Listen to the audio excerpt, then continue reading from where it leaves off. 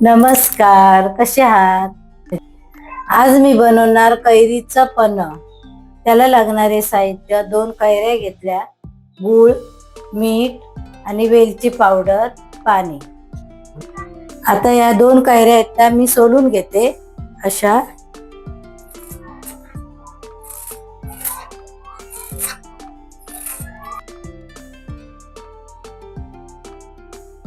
आता याचे तुकडे पाडायचे, बारीक करायचे तुकडे. अशा पद्धतीत हे बघा मी सोलले आहे दोन्ही. याचे आता बारीक तुकडे पाडायचे.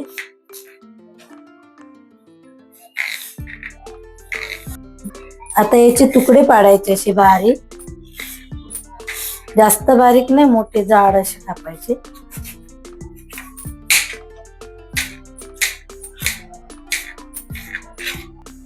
हे बघा अशा प्रकारे ह्या पोळ्या बारीक करायच्या आणि मग ते कसे शिजायला कुकरमध्ये चांगले शिजतात. आता मी कुकरमध्ये टाकते, ठेवते आणि 3-4 शिट्या द्यायच्या.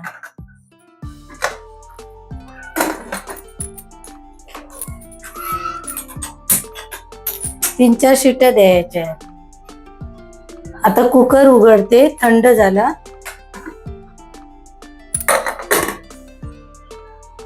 हे बघा असं शिजलंय बघा, मस्त पैकी बघा असं छान शिजलं, थंड पण झालं. हे बघा असं शिजलं. आता हे एका वाटीमध्ये, आता 1 वाटी गूळ, आता 1 वाटी हे कैरीचं गर. आता हे मिक्सर मध्ये मी वाटून घेते. तुम्हाला मी 1 वाटी गर कैरीचा आणि 1 वाटी त्याला लागणारा गूळ याचं मी माप दिलेलं आहे. ते आता मी मिक्सर मध्ये ग्राइंड करून घेते.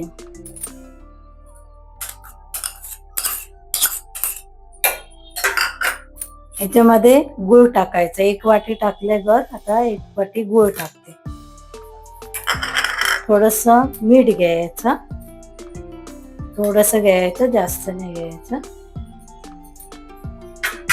आणि ही वेलची पावडर केली, ती वेलची पावडर टाकायची, थोडीशी, जास्त नाही टाकायची. जास्त स्वाद आलेला चांगला पण नाही लागत, आंब्याचा लागला पाहिजे. आता याचं मी वाटण तयार करते.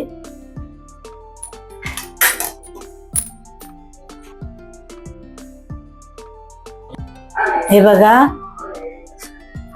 आता हे झालंय. बघा आता मी ह्याच गाळणीने गाळून घेते, कारण त्याचा कसा चोथा असतो ना, तो निघून जातो. गुळामध्ये वगैरे घाण वगैरे कचरा वगैरे असला तोही निघून जातो.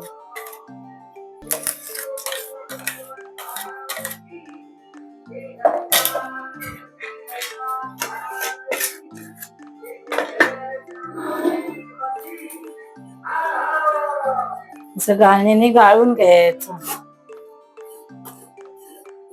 तसं कैरीचे केस वगैरे असे असतात ना, जाड कट, तो निघून जातो गुळामधला पण.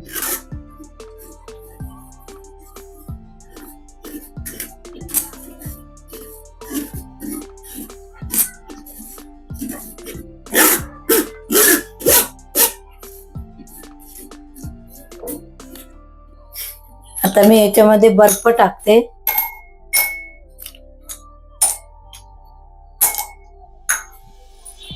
आता हे 1 ग्लास पाणी होते.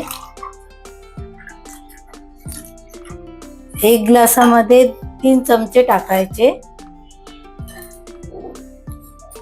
आपल्याला पहिला आधी अंदाज घेऊन बघायचा, 3 चमचे टाकून किंवा 2 चमचे टाकून, जसे ग्लास असतात त्यावर ते असतं.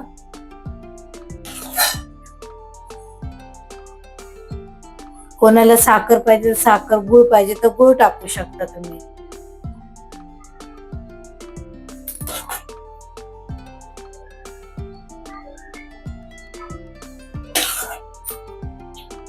आता हे उरलेलं आहे ना, ते काचेच्या बरणीमध्ये भरून फ्रीज मध्ये ठेवून द्यायचं. जसं आपल्याला पाहिजे तसं तुम्ही घेऊ शकता. हे बघा अशा पद्धतीत हे पन्ह तयार झालंय.